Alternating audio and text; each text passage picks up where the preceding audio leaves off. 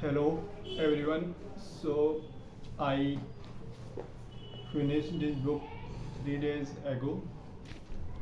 The Second Husband by Louise Candlish. So this is my second book uh, of this writer. So the last book I read was of this writer was around home, our home, I guess. I don't remember the name because it has been nearly a year I read that book. So the name of the writer was I remember the name of the writer. It was Louis Candlish.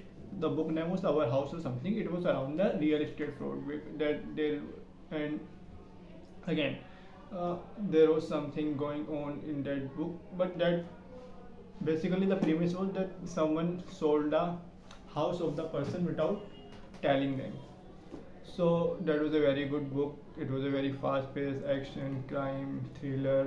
Basically, everything was happening in that book. So I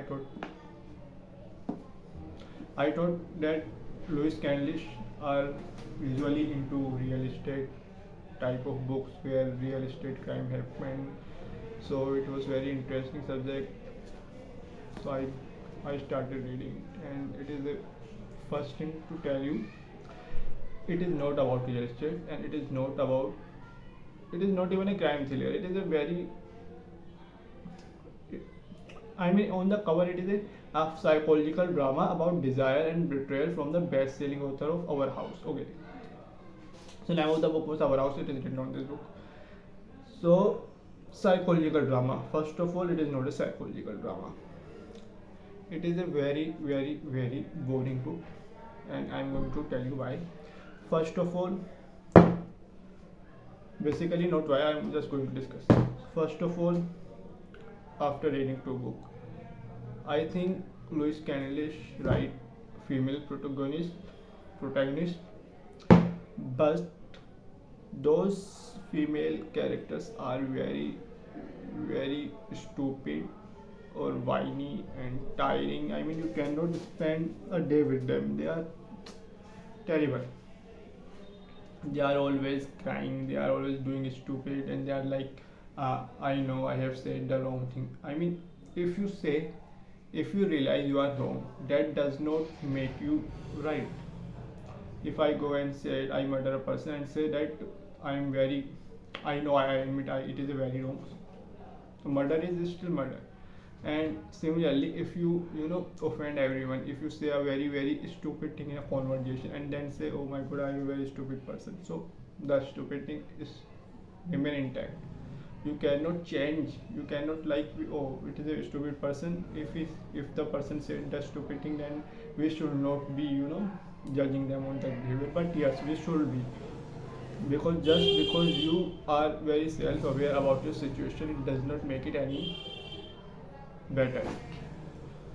So just because a stupid person know they are stupid, it does not mean their stupidity is any less than the person who don't know they are being stupid. So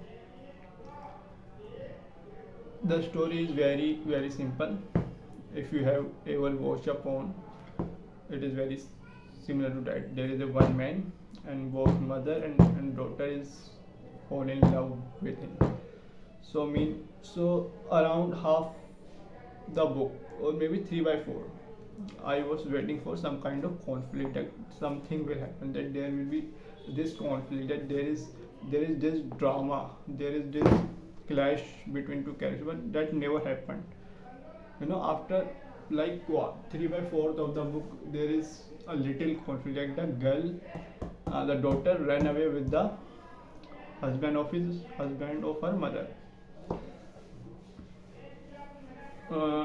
and then we find out the man has only married the woman so he can continue his affair with her daughter, which is very childish on many level, because there are so many ways to continue the affair. And even in the book, it is not like the final situation. It is on the extreme option. There were more options than that.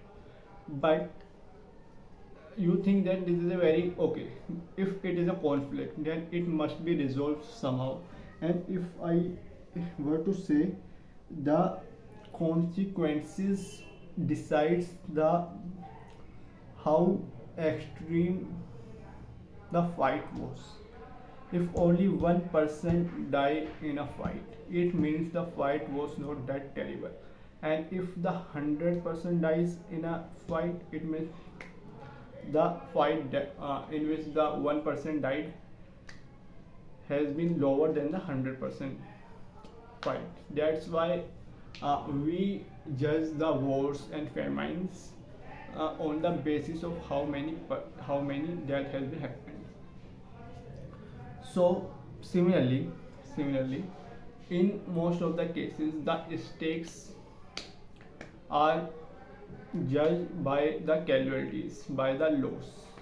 How much loss is gonna happen? What is going to be lost? Like in Harry Potter, Twilight, and Game of Thrones. Like Game of Thrones, we have a very good example.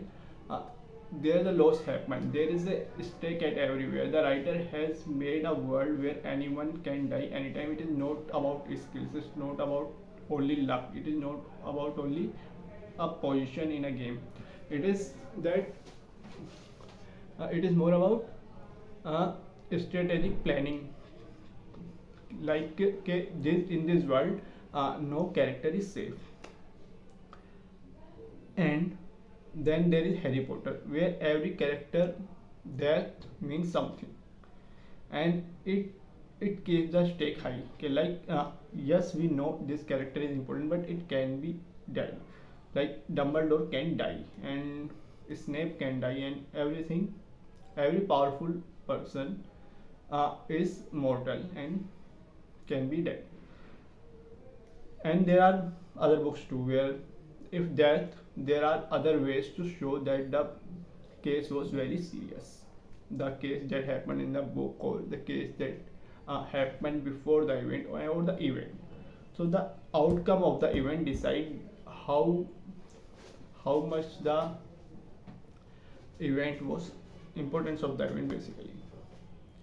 So in this book, the girl, the daughter basically, ran away with his mother's husband, and then she came back.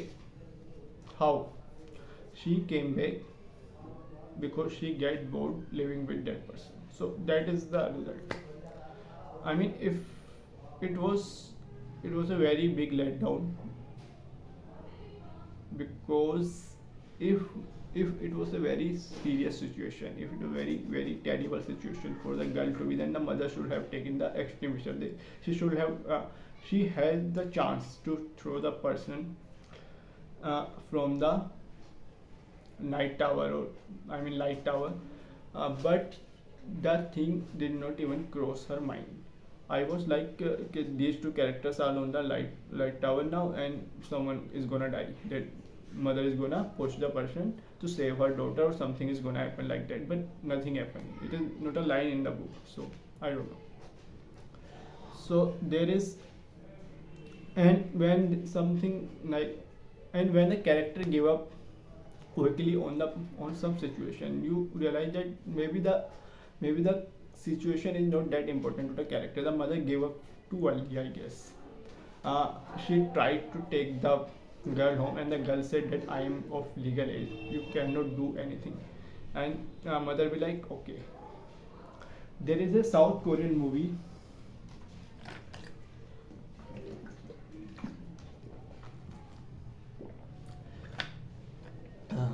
about mother.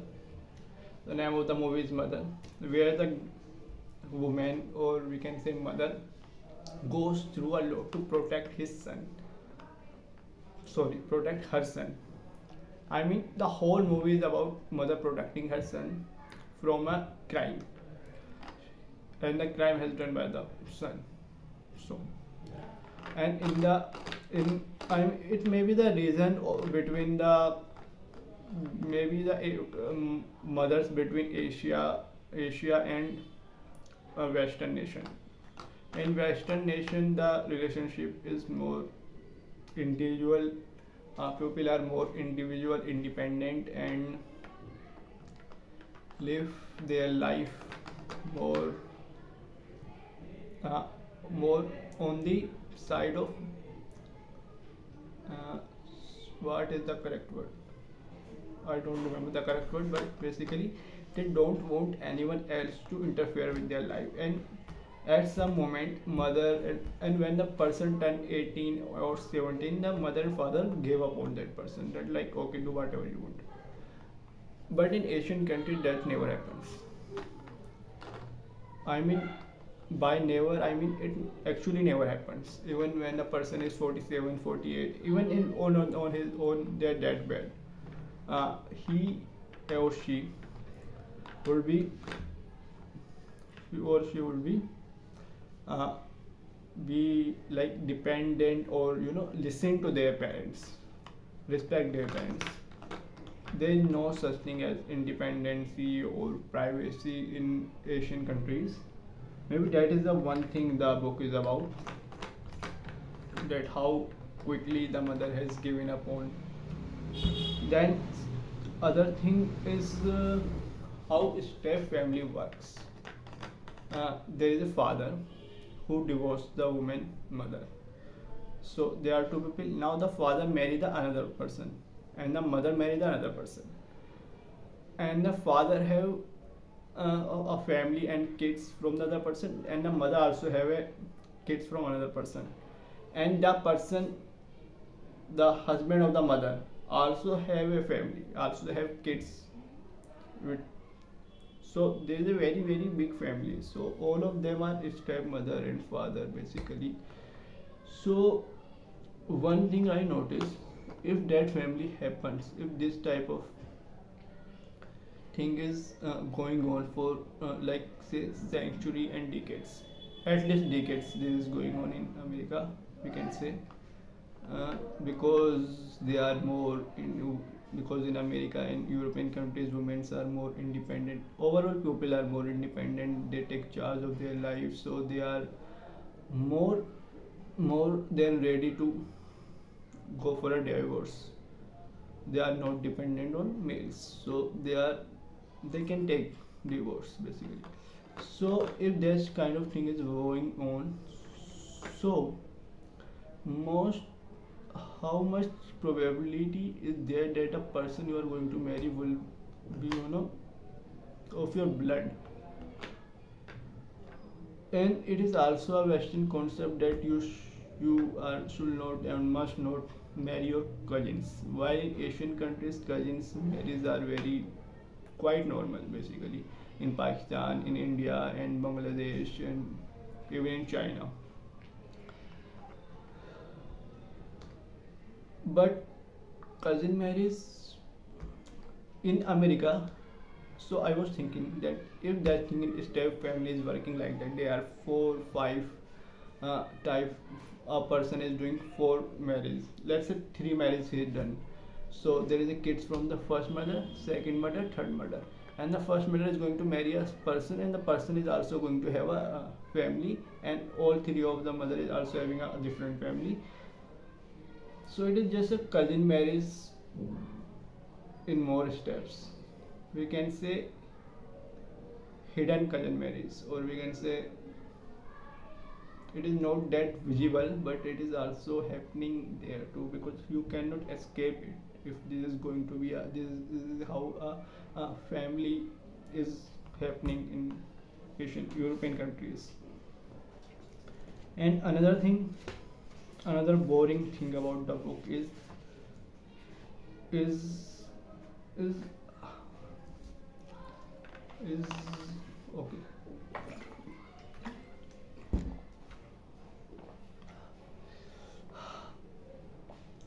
Now see that the character has written very good. I can say about this, about a daughter. Teenagers are like that. So Louise Candlish know how to write a teenager writer. Maybe, but the mother is also very similar to the teenager character. So maybe the Louise Candlish is not writing a teenager character. She is writing she is writing a terrible woman character, a boring, annoying, because the way the doctor is treating the woman is treating her mother, her sister, her husband, and her neighbor. So it is this, both are the same character, woman and her daughter. It is just the age gap. So it is another thing I could discuss, like how do you describe the age in the book in a written form. Like you can say this character, I mean, if I write a character, same description, everything is same, but in one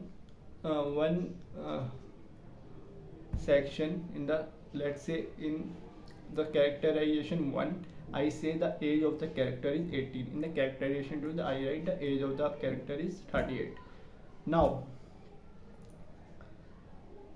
everything is same about the character, they are bilkul same, but now you are thinking that this is 18 and this is the characteristic, and this is 38 and this is the characteristic. Now you will be like, for the 18 these characteristics match, but for the 28 it does not. So if the person is same at the 38 as the person who is 18, it makes the person double boring and double annoying. You will be like, one of the character is wrong. That is what happened in the book. Mother and daughter both are same, and it is boring. It is very, very, very challenging to complete this book. And you are, and another thing is the lack of conflict that I have discussed a little bit, but the conflict should come. I mean, I was like, the setup is going on. Let's say that setup is going on. Setup take times, but if you are doing a setup for 100 pages, then the conflict must be something that justify that setup. You cannot be like 100 pages of setup, then 2 pages of conflict, like, and then the conflict is resolved in 1 page. Like, oh, I got bored, I am home now. And the conflict was that the sister daughter ran away. I mean, it is not even a conflict. Daughter ran away, not a conflict. And the resolution is even stupider. I got bored. I mean, who get bored? Okay, if you who complete the book like that, like just say, in the Harry Potter, the Voldemort said that I got bored of killing people. Now I'm a good person. Or there's also a book called Where Things Come Back. It is a very good book. In it, the person was abducted, a boy, and it is very, very. I mean, sometimes what happens is you read a 100 pages of book, and those 100 pages have like so much story in them that a 300 page books does not have. I mean, this is nearly 350 pages of book. And even in 350 pages, the story is more about the drama of the family. Like, my daughter is not talking to me, and my daughter don't understand me. It is more about the internal monologue. Sometimes the book is about action. Sometimes we need internal monologue of the character. We need what the person is saying, what the protagonist is thinking. But sometimes it is too much that there is like, she is like the chair, and then she curses herself that, oh, I am good, I is like the chair, I am so stupid. So you have to balance it with some kind of action. If a person is driving a car, sometimes what happens in movies, you must have noticed it, that the person goes to a place. So the director shows that she opened the car doors, she seated down, she plugged the key, she start the car, then she take the gear out, and then she drive the car and go to the place, and she lock the car gate, and he open the lift and go to the room. So it is all the journey. You can show it, Or you can simply show the person going to the car and then going out of the car. You don't have to show all if it is not necessary. I mean the first the what is the rule is called? It's called around Chekhov's gun something, Chekhov's gun or something like that. And the rule is if you show a gun in the first scene, if you show a gun in the first scene, you have to show the uses of the gun in the later scene.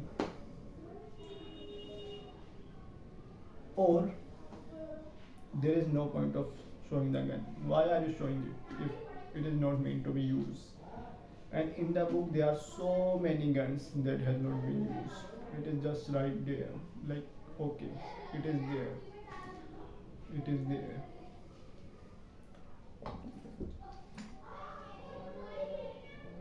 I mean, what do I do knowing that the protagonist sister is jobless, unemployed, and does nothing? What the point of knowing all of that crap? And when it is not pushing the story any forward or not doing anything else, I mean, so sometimes you waste your time reading a book. Sometimes you pick a book that is very not popular, that they like that. I read a book last, before that was City of Bones, and it was in my shelf for like 2 years. I mean, for 2 years the book was in my shelf, and I was like, why I have not read it before? It is so good book. It is so much things are going on, so many stories, so much action, so much internal monologue. Everything was in the book, and the book is shorter than this. So sometimes things happen, and that is all about I have to say about the second husband by Louis Cannon. Maybe the book has written to catch the popularity of our house. Our house is really good. You should try it out.